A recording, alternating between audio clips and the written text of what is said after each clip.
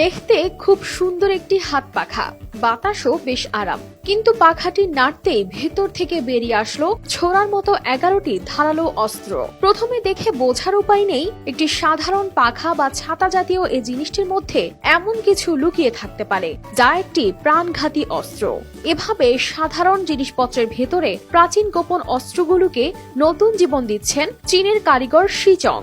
তার হাতের জাদুতে একসময়ের গোপন অস্ত্রগুলো পুনরায় তৈরি হচ্ছে জীবন্ত ইতিহাসে। শিচং বলেন, তার এই কাজের শুরুটা হয় প্রতিটি অস্ত্রের ইতিহাস ও তাৎপর্য নিয়ে গবেষণা করে। এই কাজে তিনি প্রথমে জানতে চান এই অস্ত্রগুলোর ঐতিহাসিক প্রেক্ষাপট কি, কিভাবে সেগুলো ব্যবহৃত হতো।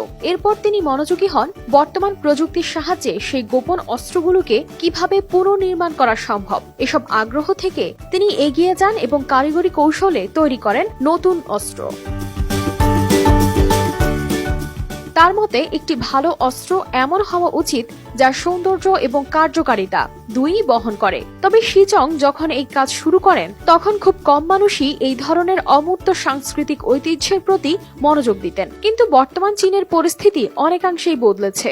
এখন দেশের মানুষ এই ঐতিহ্যের মূল্য বুঝতে শুরু করেছে ও তা ধরে রাখতে নানা উদ্যোগ নিচ্ছে।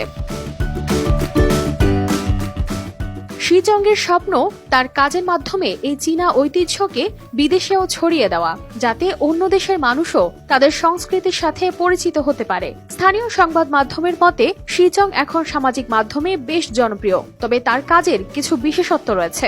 অনেক অস্ত্রই সাধারণ বাজারে বিক্রি হয় না, সেগুলো কেনার জন্য বিশেষ লাইসেন্সের প্রয়োজন হয়। কানিজ ফাতেমা শিমু, RTV।